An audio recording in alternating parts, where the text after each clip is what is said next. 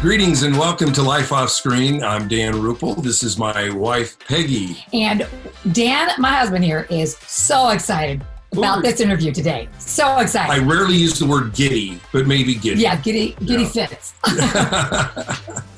Yeah, because I grew up on this gentleman's music. Our guests are Richie and Nancy Furay. And Richie is in the Rock and Roll Hall of Fame as a member of the very influential Buffalo Springfield. He went on to play with Poco. He had a band with J.D. Souther and Chris Hillman, the Souther-Hillman-Furay band. I don't know how they got that name. And then they're going to talk about their journey to faith. And I think you're going to just really enjoy what they have to say. And especially, you're going to love hearing Nancy's heart, because she's gut level honest about that transition and kind of where she was up to here and the changes they made and what happened when God got a hold of their heart. So stay tuned. You're going to love it. Yeah. So there's lots to talk about. Let's just jump right in. Welcome, Richie and Nancy. Hey, Dan and Peggy. How are you? Very good. It's so great to have you. Very thank you so much for the invite. This sounds like something really wonderful that you guys got planned and are doing. It just seems like a great idea. And boy, I just hope that the Lord uses it to some great things for you. Well, we're certainly having a lot of fun. And you're there in your home in Colorado. I can't think of really a better place if you have to be quarantined than Colorado. Amen. I mean, beautiful. We understand. I'm looking 50 miles out there to the east right now. It's just beautiful, clear, sunshiny day. Yeah, beautiful. Well, I remember I was recalling the first time we met. I don't know if you remember this, but it was, I'm thinking if I had the date right, it was New Year's Eve, 1978. And we were playing the Paramount Theater in downtown Denver.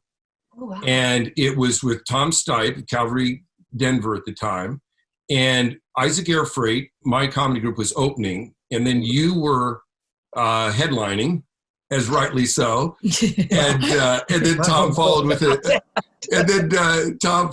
a message at midnight. And I remember it was the first time I met you. I remember also meeting you, Nancy, backstage. We were chatting before the evening proceeded. And who knew? 2 years later, just 2 years later, we moved to Colorado, and Dan came on as associate pastor at Calvary Chapel with Tom Stipe, who was a bandmate at one time, right?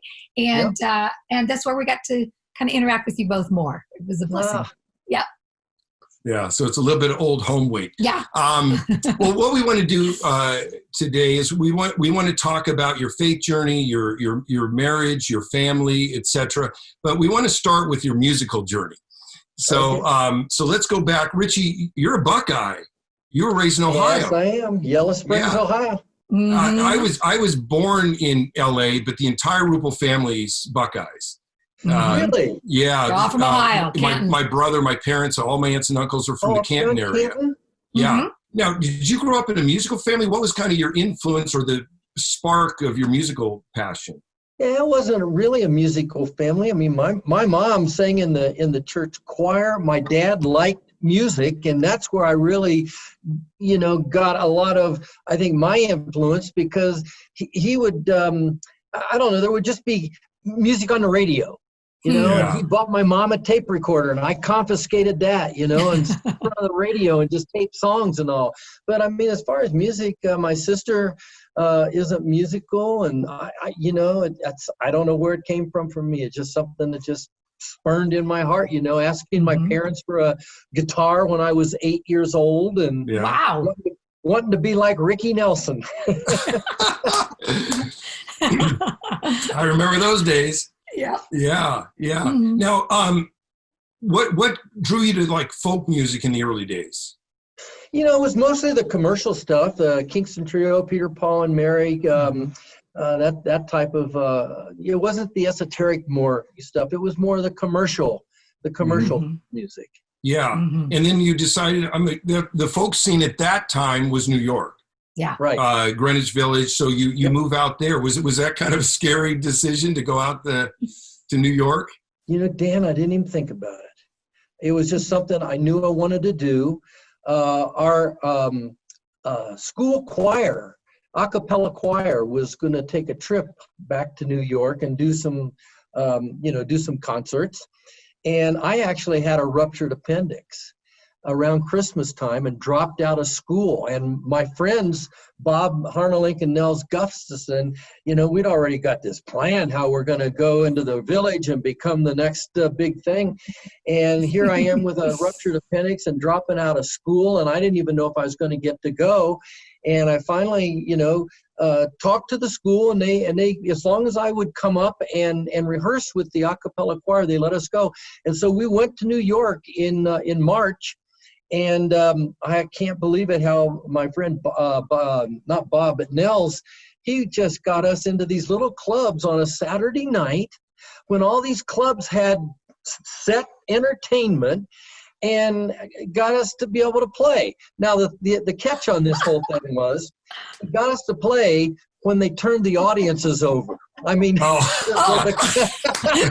what caveat? But it hooked me. And so, when I talked Bob and Nels into going back to New York in the summertime, let's go pursue this. It really didn't dawn on me. Even coming from a little town in Ohio, man, I mean, I had my sights on, we're gonna be the next thing, whatever it was, Right. Dan talks about going into the comedy groups, and he was going down there 15, 16, 17 years old. And you think, where did you get the tenacity to do that? But it was just like you, it's that youthful confidence that you just thought you could do it. So out of character for me today.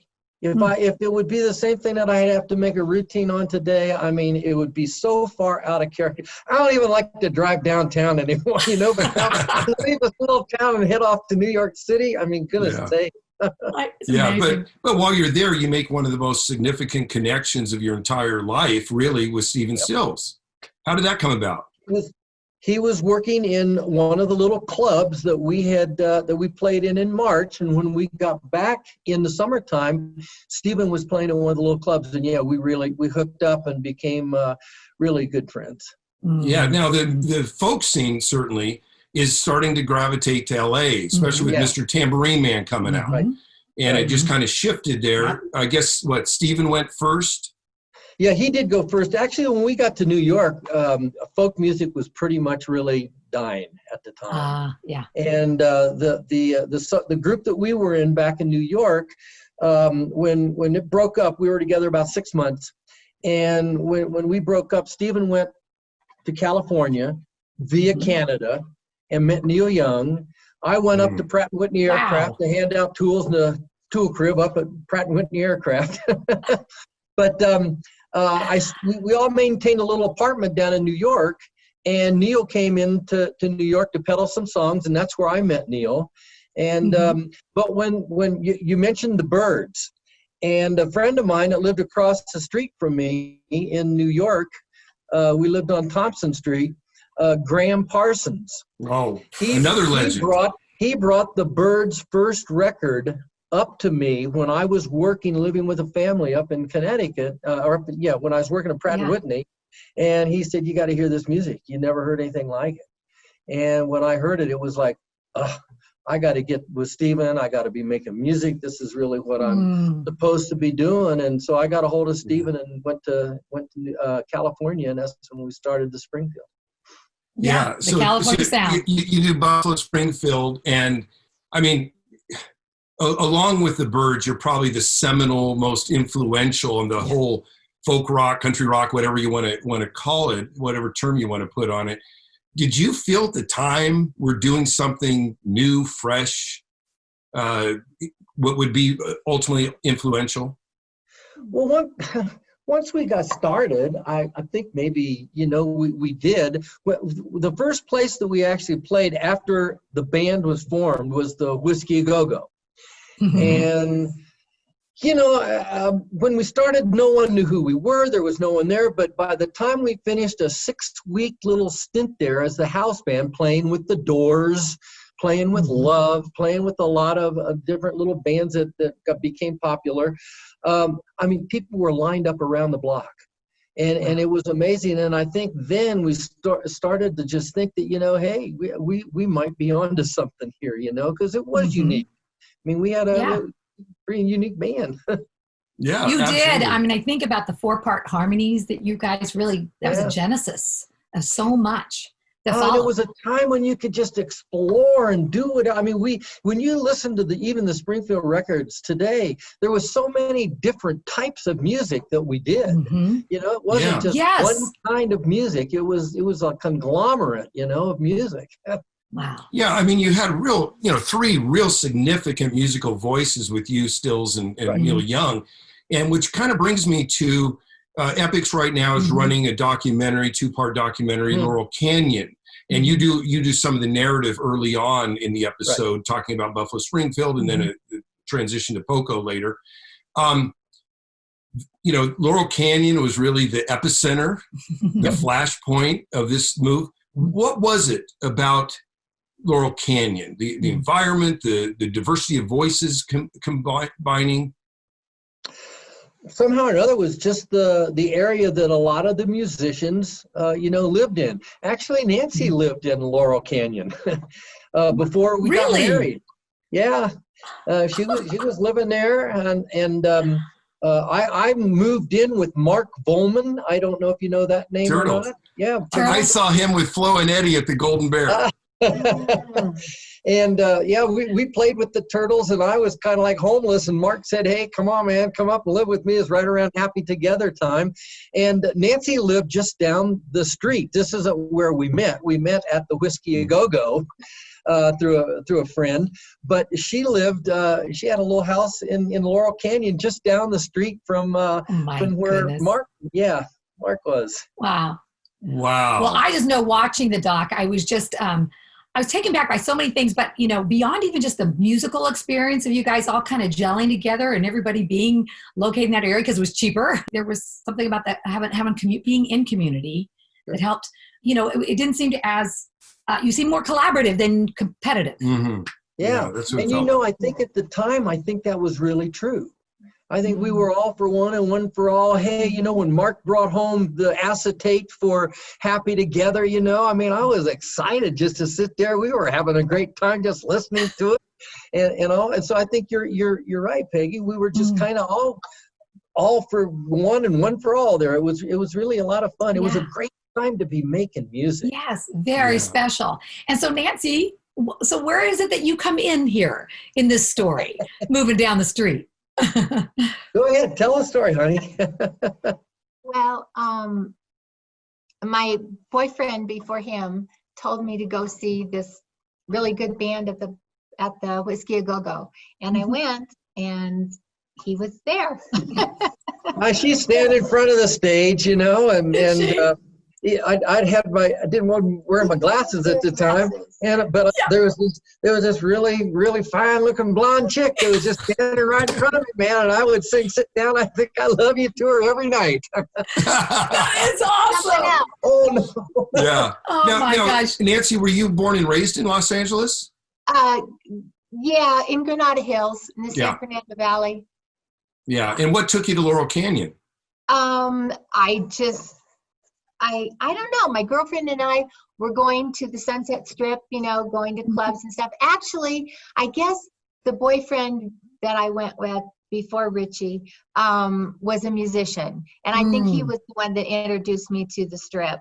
And then we broke up.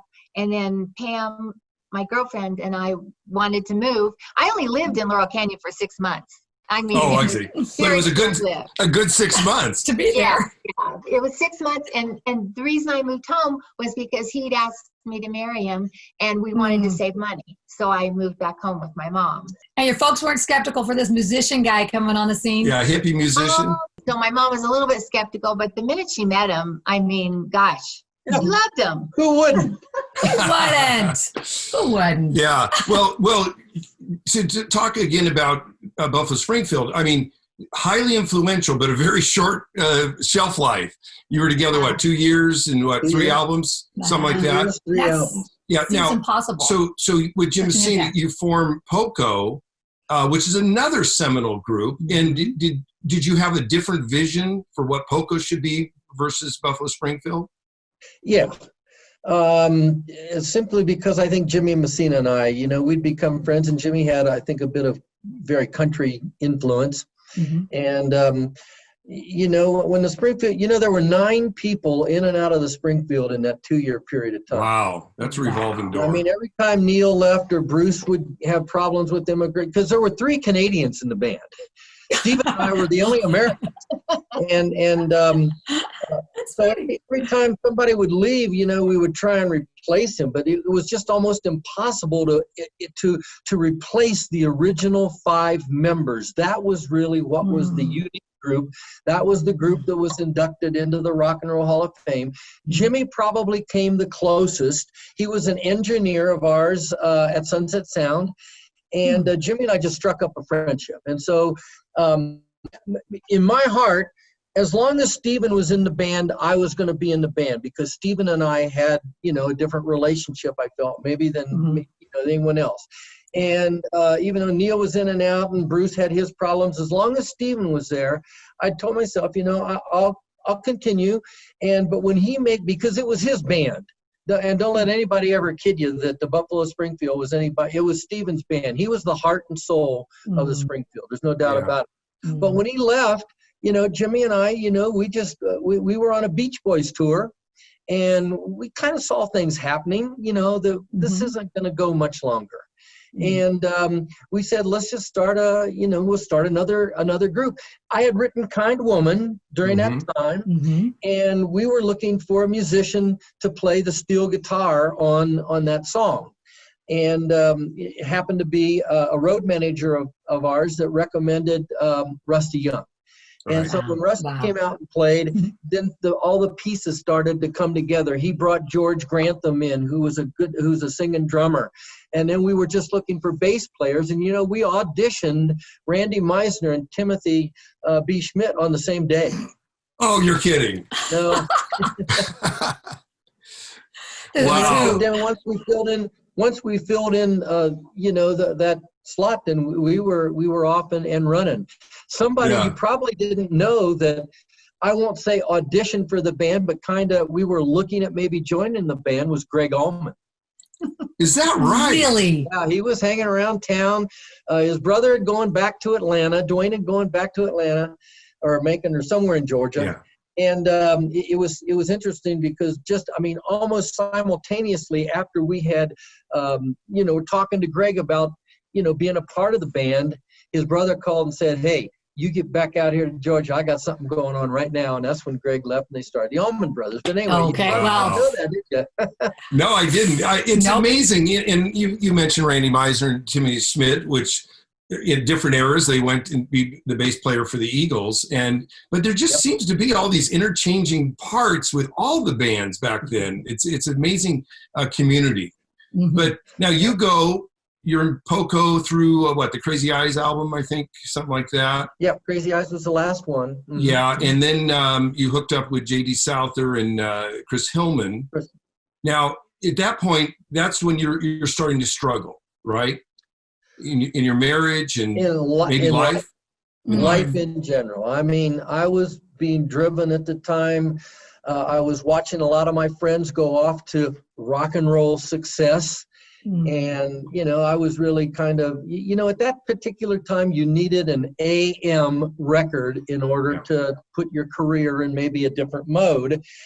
And when we released Good Feeling to Know, we were confident that that's the song that was going to, you know, catapult us out of where we were.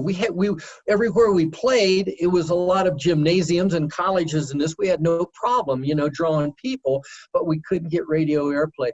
And right at the time that we released A Good Feeling to Know, Take It Easy came out. And it became just a giant, and I just got, you know, I just became very discouraged. I was, like I said, I was being driven at the time. And I called David Geffen, who was a friend of ours at the time. He was working, you know, kind of behind the scenes with us. And I just asked him, you know, hey, look, it doesn't look like this is going to happen. And got any suggestions. And that's when he said, you know, Chris is looking for something to do. And J.D. Souther, great songwriter. Let's just put together another Crosby, Stills and Nash. I'm thinking to myself, that's all there is to it. I've been at this for 6 years. That's all there is to it. You know, so something else was happening. But yeah, that's how, you know, we met my life though was just falling apart. I had no idea what was going on. I mean, it was crazy at the time. That's all I, I mean, maybe Nancy would add something to it. I remember SHF was rehearsing over in Aspen, and I had asked, it was like a 2-week vacation for her to come over there, and she didn't even want to go. Yeah. And in the meantime, and leading up to this, she's become a believer. And I didn't know it. I mean, I didn't even know it. And Nancy, let's pause that. What happened? What was the circumstances of you coming to faith? Well, with the band Souther-Hillman-Furay, there was a guy named Al Perkins in the band. That's who led Richie to the Lord. And he and his wife Debbie gave us tapes and books to read. And in the middle of, I think it was Satan is Alive and Well, by Hal Lindsey. And in the middle of the book, there's a little, get on your knees and pray. And I did it.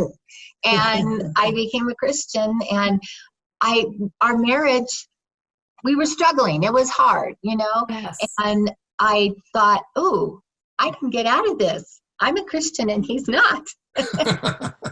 Escape clause. Yeah. So, I mean, you can continue now. Any children at this point? Yes. And I was pregnant with our second. Okay. Lots of change. Yeah. We had a 4-year-old. Timmy would have been 4, I guess, because she's almost 5. Yeah, 5 years. Yeah, and I was pregnant with our second. And I figured, I hope this other baby is a girl, and I'm just going to leave and, live my life. And then he became a Christian. Yeah. And I was very unhappy. Shucksy darn. Yeah. Isn't that funny? Yeah. So we were rehearsing over. We were in Aspen rehearsing, and Al called me up on. Al had a mode of operation, and he did this over and over again. He would, we'd either invite him over for dinner. He and his wife would invite us over for dinner, and after dinner it would always be, let's pray, and you want to accept the Lord, and it would always be no, and all this. But one day he called me while we were rehearsing in Aspen, and I just heard this little check in my spirit. Tonight's the night. You're going to do it, Wow. And he called, and when I called Nancy to tell her that I had accepted the Lord, because by this time, I mean, I knew she had accepted the Lord. I mean, that was, there's other things that went up to leading up to this, but there was dead silence on the other end of the phone. I was so upset. It was because now she wasn't able. Her escape clause is gone. Oh wow! Isn't that something? Wow. Yeah. But when she came over to pick me up, to come back home, because after our rehearsal time over in Aspen, it was the longest ride from Aspen back to Boulder. It was cold. It was just awful. I mean, I don't mean cold weather-wise, because this was the middle of July. But I mean, it was cold, and it was there that she just said, "Hey, I want a divorce." And bingo, that's when I called Al. I couldn't even talk to Al.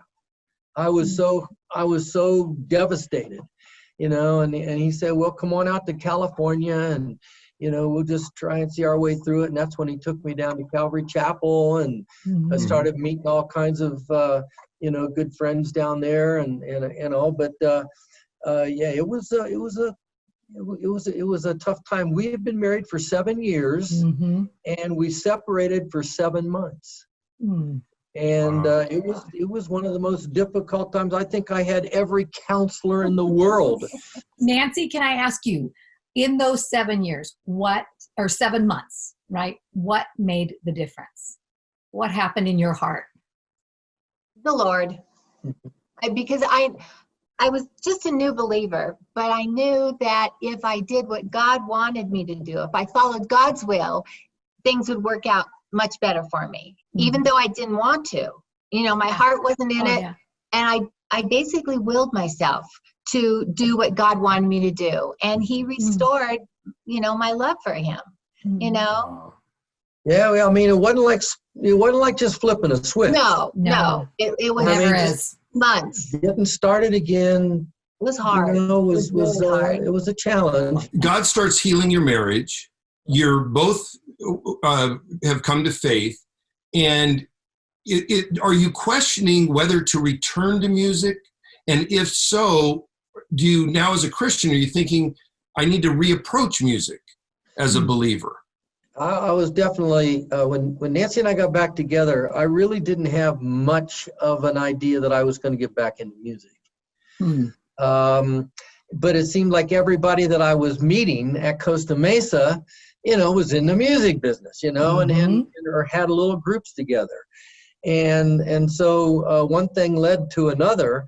And, we did I've Got a Reason.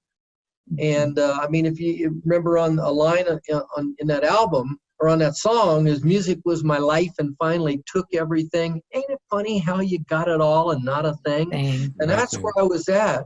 And I was, it was like I really didn't have any intentions of going back into music, but I did go after it with 3 albums with I've Got a Reason, Dance a Little Light, and I Still Have Dreams. And it just seemed like, nothing would take off. It reached into the top 40, but even at that, just nothing was really happening. And that's when, interestingly enough, I got a hold of Tom Stipe.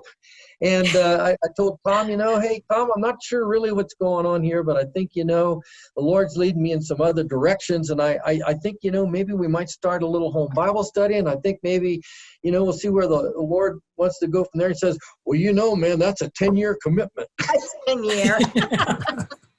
I don't know if Tom ever remembers that. He didn't say it was a lifelong commitment. That's right. So this was a 10-year commitment.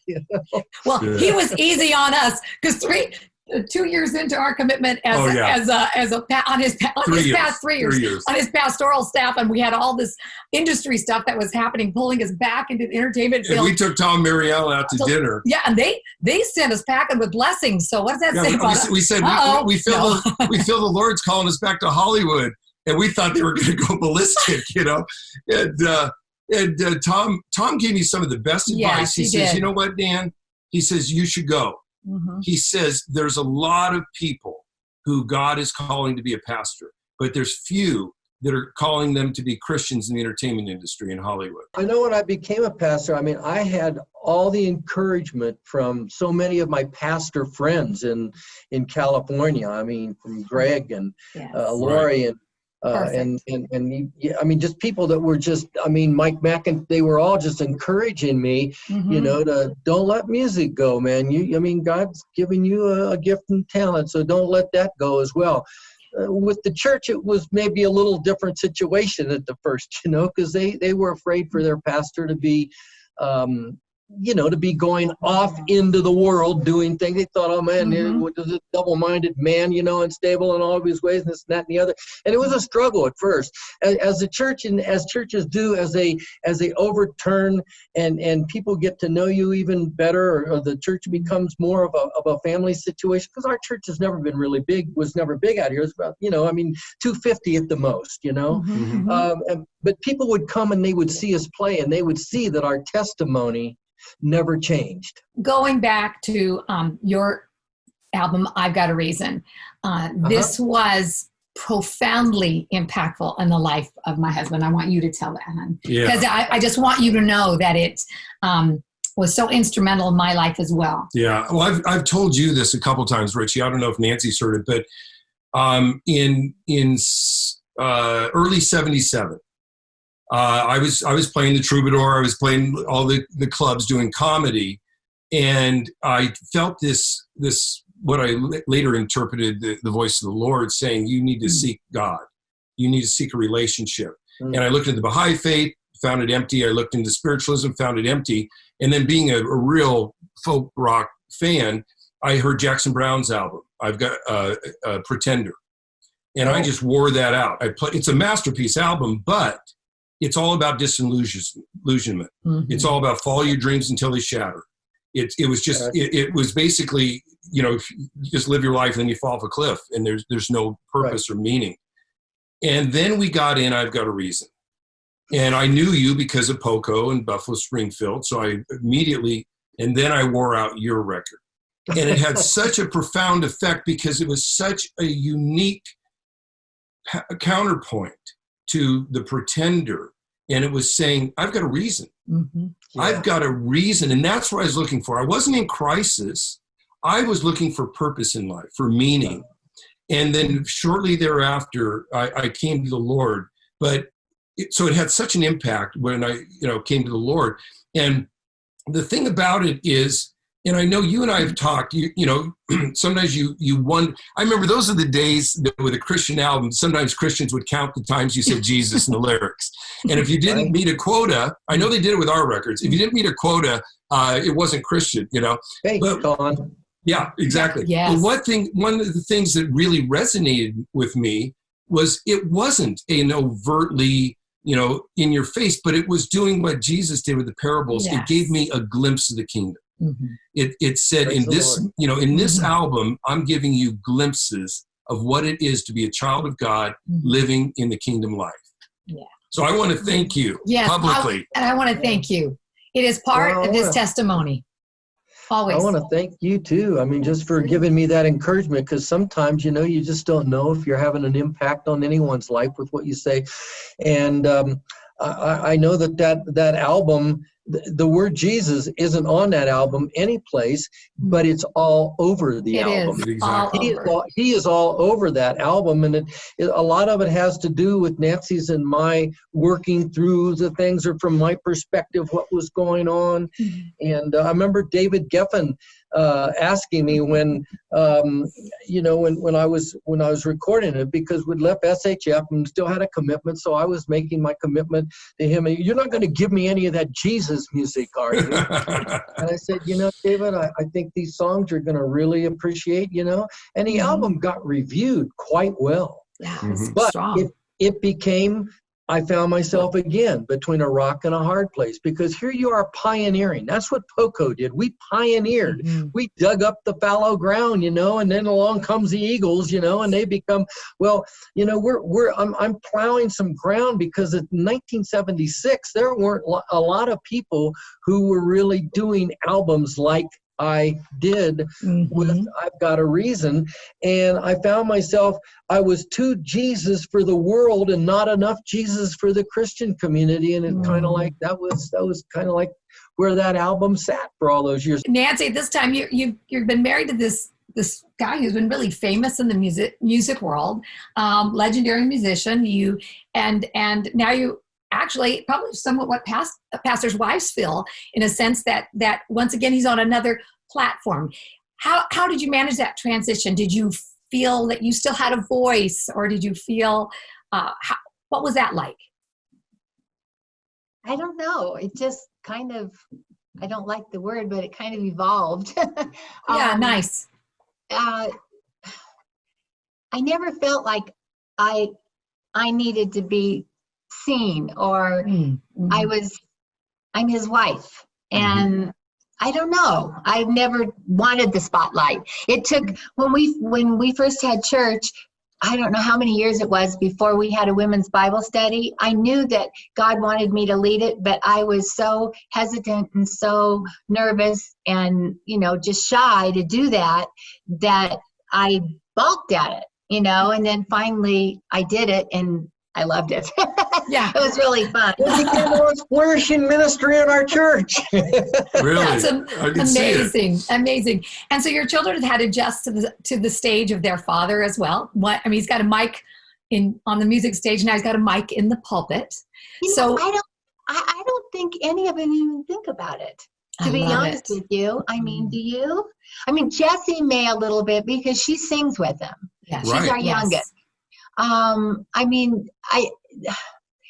don't know. He's just Papa, he's not. It's sweet to hear that, because I thought that would most likely be what you would share, only because in watching what I've read about Jessie, it's like that when a child embraces what their father's doing, rather than seeing as something that took him away from me. And obviously that took encouragement on your part too, Richie. And that's a place in her life, that beautiful word over her. Yeah. And is there a greater pleasure than working with your kids? Oh, if Jessie would not have been traveling with me over the last 10 years or so, I wouldn't have done it. Yeah. It was the one thing that really broke up our family for a while, because see, Nancy and I both, my dad died when I was 13. She was 7 when her dad died. Wow. So we both didn't have father figures basically in our, I mean, we did up to a certain time. And when everything split up, I mean, I think, I was thinking I was providing for everything that she needed. I mean, we had a home, a nice home. We had nice cars. We had all the clothes and food and this and that on it, you know. And, but I wasn't there. That's what she wanted. And I didn't know that. I thought I was fulfilling everything that I was supposed to do. And so that took, you know, the whole work of coming together and figuring out, you know, how do we make this thing work to move on once we got back together. And after that, I didn't think I was ever going on the road again. I thought when I became a believer and became a pastor that was it. And, you know, when we did in my father's house, it was a turning point for some reason as far as going out and making music again. But I had to find the balance, you know, where I wouldn't be gone for long periods of time ever. Number one, I had not only the family, but I had the church. That was my responsibility. So I had to balance all of that stuff out. And I think that partially was part of what kind of held it all together, making it work, you know, is that you wouldn't go out for long periods of time. Yes. And, you know, and again, you know, with having 4 kids, you know, Nancy couldn't go out on the road with me a lot. So that's another reason why I just refused to go out a lot. You know, being a pastor for 35 years and then going out and playing music, the latter part, probably the last, you know, 20 years of that. We can relate to that because it has been media and ministry hand in hand our whole life. Sometimes, you know, those 3 years in Colorado, ministry, right? Yep. And then, but it has gone back and forth. And that, Dan, with Master Media now, we get to go encourage the hearts of those who see their profession as missional. Well, in 1997, Buffalo Springfield gets inducted into the Rock and Roll Hall of Fame in Ohio. That's where the Hall of Fame is. And what did that mean to you? Obviously, to be honored and inducted into the Hall of Fame, I mean, it's a great honor. You know, you see your name written up there in that one little place up there with Elvis Presley or with Ricky Nelson. I want to say that, yes, it's quite an honor to think that, you know, I could go from Yellow Springs, Ohio to New York City, being a folk singer and playing rock and roll music, to being a pastor and inducted into the Rock and Roll Hall of Fame. It's an honor. There's no doubt about it. But you know what? It's a fleeting moment, and that's it. But you were really an architect that helped, you know, really develop the country rock style that went on to be the Eagles, Jackson Browne, Linda Ronstadt, all those. So that it's so funny. You, like you said, you don't even realize you're just following this unction. We're just doing it. We're just doing it. You know, we didn't. I didn't think, okay, Jimmy, we're going to go plow some ground now for the Eagles, who will be coming along in a couple. No, we were making music that touched our hearts, and that's what we wanted to do. Build an audience at the Troubadour, and from there we went on. You know, and you're just doing. It wasn't contrived to the point, you know. I mean, from Springfield to Poco to anything, we just did it was natural to us. Right. Never had to be. You do what somebody. We want you to sound like so and so. We want that never happened. You know, we were always pioneering. We were always starting the whatever we did. Well, as we wrap up, I want to circle back to Laurel Canyon and talk to you about the role music plays in our cultural narrative. You know, time in the 60s, a lot of turmoil, a lot of division, a lot of things going on, and Buffalo Springfield literally alerted the nation there's something happening here, you know, and an anthem, and we're in similar times now. We were very, very polarized, a lot of angry voices, and then pandemic hits, and now we're quarantined and we're out of our social rhythms, and then the tragedy of the George Floyd death, which alerted the nation to, we better deal with racism. It's been lingering since before the foundations of the nation. So as a Christian, how do you see the role of music in speaking to what is going on culturally in any given time? Well, music is a universal language. I mean, it doesn't matter if people understand, English or whatever, it's music. I think God created it so that, our spirits would be touched. And some people were touched by lyrics first. Some people are attracted to the rhythm. Some people are attracted to the melody, but it's like all together, it becomes a universal language.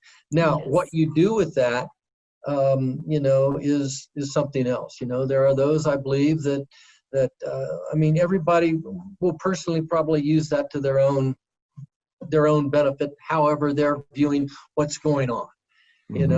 Like protest music, that's all folk music was a lot of times. It was just protest music, Right. I didn't realize that at the time.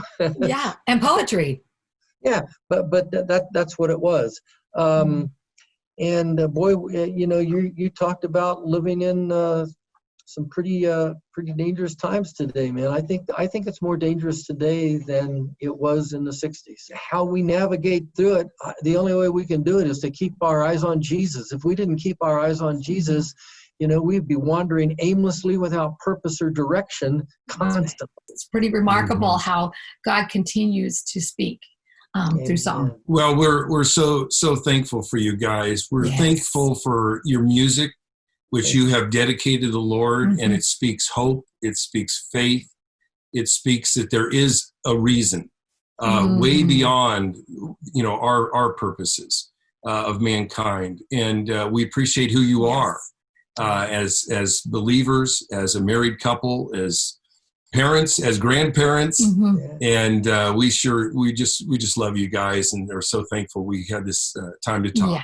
Well, thank you so much. God has blessed us. 53 years for us, 4 daughters, 3 son-in-laws, and 13 grandkids. What? So, the joy of our life. Yeah. We've got 7, and awesome. flip the cards. It's so good. Well, we're grateful that, and Nancy too. Thank you so much. This has been a wonderful time. Thank you so much. Bless you. Bless you. We'll be praying for this, all these going out to just touch people's lives, man. It's a great way to just reach out. Thank you so much. We appreciate it. Okay. Yeah. Bye. Thank you for joining us for Life Off Screen with Dan and Peggy Rupple. Life Off Screen is produced by Master Media International. Our technical director is Jason Rugg. Please subscribe to the Life Off Screen YouTube channel or subscribe to the Life Off Screen podcast wherever you get your podcasts. We'd love to hear from you. You can leave your comments in the comment section, and to find out more about Master Media, go to mastermedia.com. Thanks again for joining us. Hope to see you next time.